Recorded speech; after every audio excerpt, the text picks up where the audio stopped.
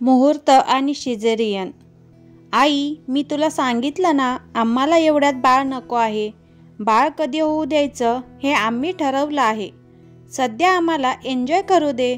मुग्धा जरा तणतणतच आईला म्हणाली, काय ग तुम्ही हल्लीच्या मुली, आमच्या वेळी लग्न झालं की गोड बातमी कधी ऐकायला मिळते याकडे घरातल्यांचं, नातेवाईकांचं इतकंच काय आजूबाजूच्या सर्वांचं खूप लक्ष असायचं। तुमचा काळ वेगळा होता। आता नवरा बायको दोघंही नोकरी करत असतात। एकदा बाळ झालं की किती जबाबदाऱ्या येतात अंगावर। मुग्धा आणि मिहीर यांच्या प्रेमविवाहाला 3 वर्ष होऊन गेली होती। दोघांच्याही घरच्यांना वाटत होतं की आता एखादं नातवंड घरात यावं, पण या दोघांनी मनावर घेतलं तरच ते शक्य होणार होतं। दोघे तसे समजूतदार होते। एका सुंदर सकाळी मुग्धाने मिहीरला तिच्याकडे गोड बातमी असल्याचं सांगितलं। दोघांनीही एकमेकांना टाळी देत म्हटलं, अरे, म्हणजे आपल्याला हवी असलेली बाळाची जन्मतारीख आता नक्कीच शक्य आहे। त्यांना त्यांच्या बाळाची एक ठराविक तारीख म्हणजे 20/2/2020 पाहिजे होती। त्या दृष्टीने त्यांनी तसं प्लॅनिंग केलं होतं। दोन्ही घरी खूप आनंद झाला। मुग्धाची आई तिला म्हणाली, नशीब, आता तरी मनावर घेतलंस। कसं असतं ना, बाळा योग्य वयात बाळंतपण झालेलं चांगलं असतं, नंतर खूप त्रास होतो। मुग्धाचे सर्वजण खूप लाड करत होते। तिला कुठे ठेवू आणि कुठे नको असं झालं होतं। तिने नुसतं तोंडातून अमुक पाहिजे म्हणायचं अवकाश की लगेच तत्परतेने तो पदार्थ तिच्या समोर हजर व्हायचा। मुग्धाला तसं विशेष काही त्रास होत नव्हता। सगळ्या तपासण्या वेळच्या वेळी होत होत्या। हळूहळू दिवस पुढे सरकत होते। मुग्धाच्या चेहऱ्यावर गर्भारपणाचे तेज आलं होतं। मुग्धा आणि मिहीर यांनी जी तारीख ठरवली होती ती त्यांनी दोन्ही घरी सांगितली। मुग्धाच्या आणि मिहीरच्या दोघांच्याही आईने त्यांना समजावलं, तुम्ही एक तारीख ठरवली म्हणजे त्या दिवशी फक्त सिझेरियन होऊ शकतं। आई आणि बाळाचं सगळं व्यवस्थित असताना जर तिची नॉर्मल डिलिव्हरी होणार असेल तर आपण सिझेरियन का करावं? सिझर केल्यावर जास्त काळजी घ्यावी लागते। मुग्धा आणि मिहीरची त्याच्यासाठी तयारी होती। मुग्धाने आईला त्यांच्या गुरुजींकडून हा दिवस कसा आहे, कोणता मुहूर्त असावा याबाबत विचारायला सांगितले। गुरुजींनी त्याप्रमाणे सकाळी 10ची वेळ शुभ असल्याचं सांगितलं। मुग्धाची आई तिला म्हणाली, तुम्ही बाळाची जन्मतारीख आणि मुहूर्त ठरवण्यापेक्षा गर्भसंस्कार करा। तू नियमित योगा कर, त्याच्यावर चांगले संस्कार होण्यासाठी सुंदर पुस्तक वाच। ऑफिसमधून आल्यावर रामरक्षा म्हण।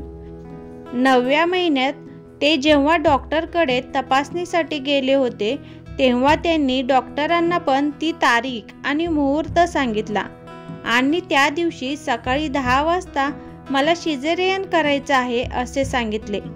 डॉक्टर त्यांना म्हणाल्या, माझ्याकडे आलेल्या पेशंटची नॉर्मल डिलिव्हरी कशी होईल याकडे मी लक्ष देते। पैशांसाठी मी कधीही सिझेरियन केलं नाही। अगदीच गरज असली तरच मी सिझर करते। तुम्ही चुकीचा डॉक्टर निवडला। मी आई आणि बाळाच्या जीवाला धोका निर्माण होईल असं काहीच करणार नाही। डॉक्टर इतकं बोलल्यानंतर पण दोघांचा हट्ट कायम होता।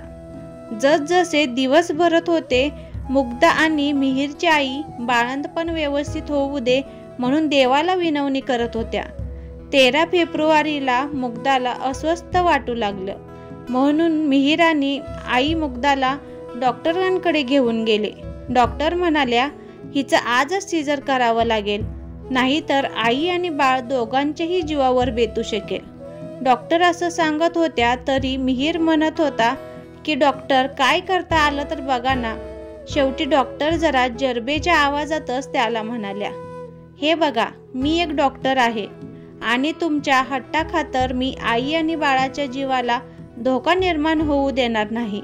या परिस्थितीत सिझर करणे अत्यंत गरजेचे आहे। तेव्हा तुम्ही शांत राहा आणि त्या फॉर्मवर सही करा। अशा रीतीने 13 तारखेलाच मुग्धाची डिलिव्हरी करावी लागली। मुग्धाने एका गोड मुलीला जन्म दिला होता। दोघांचाही ती तारीख न मिळाल्यामुळे थोडा हिडमोड झाला होता. त्यांना आई समजावत म्हणाली, हे बघा, प्रत्येकाच्या जन्माची आणि मृत्यूची वेळ ठरलेली असते, विधिलिखित असते. हे सर्व त्या जगन्नियंत्याच्या हातात असतं. माणसाने कितीही ठरवलं तरी तो ह्यात हस्तक्षेप करू शकत नाही. असं जर मुहूर्त आणि तारीख बघून बाळंतपण झाले असते तर आतापर्यंत कितीतरी मुलांच्या जन्मतारखा आई-वडिलांनी ठरवलेल्या आल्या असत्या. नशिबानेच एखादं बाळ हवं त्या तारखेला जन्माला येतं. आपण कधीतरी बघतो आई किंवा बाबांची जन्मतारीख मुलाची असते. कल्पना नसतानाही एखाद्या बाळाचा जन्म विमानात अथवा ट्रेनमध्ये होतो. डॉक्टर जी तारीख देतात ती थोडी पुढे मागे होऊ शकते. आज विज्ञानाने इतकी प्रगती केली आहे, त्यामुळे माणूस बाळ होत नसेल तर त्यासाठी प्रयत्न करू शकतो. त्यासाठी आता पर्याय निर्माण झाले आहेत.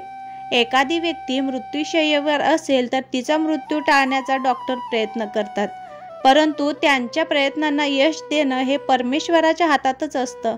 म्हणूनच काही डॉक्टरांच्या केबिनमध्ये आय ट्रीट ही क्युअर्स असे स्लोगन लिहिलेलं आढळतं.